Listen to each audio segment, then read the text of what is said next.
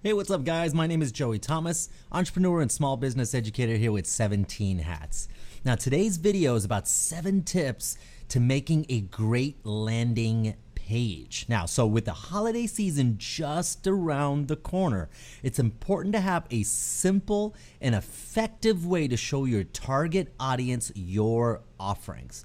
Now, sometimes a website is just a little too stressful and a little too complicated. So enter the landing page. Liz Wilcox, the marketing expert at 17 Hats, defines it as a standalone web page, oftentimes separate from your business website entirely. The sole objective of a landing page is to turn visitors into customers. So in today's video, I'm actually going to be sharing with you some thoughts from a great blog that Liz wrote called Do's and Don'ts of Building a Sales Landing Page. So I'll share the do's here specifically with you on this video, and then you can head on over to the blog to read the don'ts. All right, so let's get started here. 7 tips to making a great landing page. The first tip, and should be pretty straightforward, but it isn't always, is do make your sales offering simple. See, the first tip she gives is all about simplicity.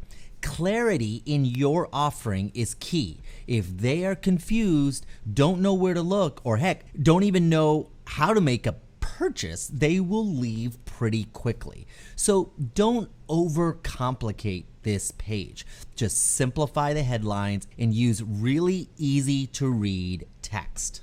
So that's number 1. Do make your sales offering simple.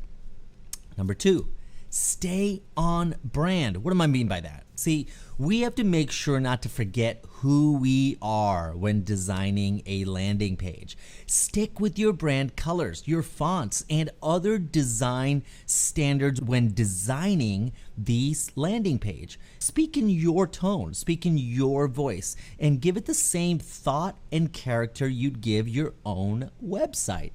Your customers, your clients, they should feel a familiarity with what they're seeing, which helps them make a comfortable buying decision. And that's what we want. We don't want them to go to a separate landing page and feel a little nervous. You don't want them to feel anxiety before pressing. That's the last thing we want, is anxiety. So stay on brand so they can feel like, hey, I know this person.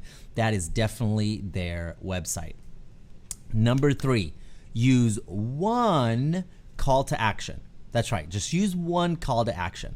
See, a landing page, Liz says, is all about conversion. So keep it simple and don't ask them to do more than just one thing.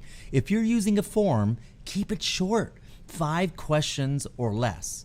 And let me ask you this, what's your goal with this landing page? Is it to get leads or is it to sell a product? Whatever it is, make sure the user knows exactly what to do next. Personally, I use 17 Hats to create simple lead capture forms that can be embedded into any page I wish.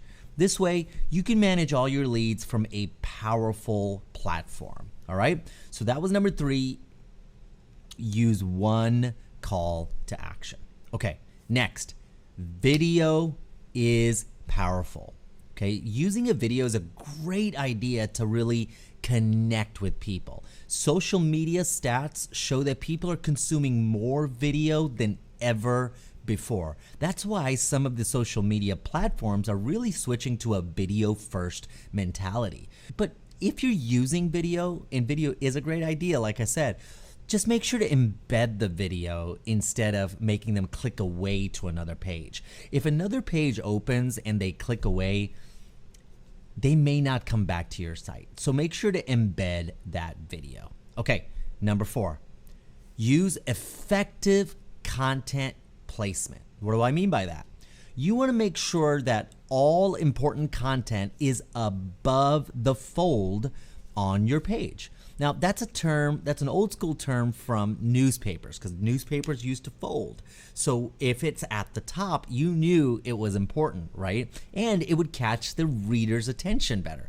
So it's same concept applies with any landing page you create, the less a user has to scroll to see the key info, the better it's going to be. And you don't want them to have to lose their focus because they're looking for what to do next, okay? So make sure that critical content, the content that they really need to see, is above the fold on this page. And lastly, use a reputable platform and domain name. Now, I don't know about you, but I get a lot of spam, a lot of junk messages. And sometimes when you're searching online and you see a page and you're interested, if you see an address that just doesn't look professional, even Bitly nowadays, a lot of spammers are using those short form links like Bitly. So just make sure it is a reputable platform and a domain name. You don't want them to feel anxiety about clicking on the link. So one way to do it is maybe even creating a subdomain from your site or getting a whole new domain. You know, it could be your best bet here, right? So these are just a few tips for you to get started on creating that landing page. Now, all in all, clarity, simplicity, and ease of use are the keys to a successful landing page. So head on over to the 17hats.com blog to read the other half of Liz Wilcox's blog, where she goes into the don'ts of building a landing page. Now, talk to me in the comments. Have you ever built a landing page, and what were the keys to making it successful? Or do you feel like it wasn't successful? Let's chat. So thank you again, guys, and don't forget to subscribe to the 17 Hats channel, like this video, and I'll see you again soon.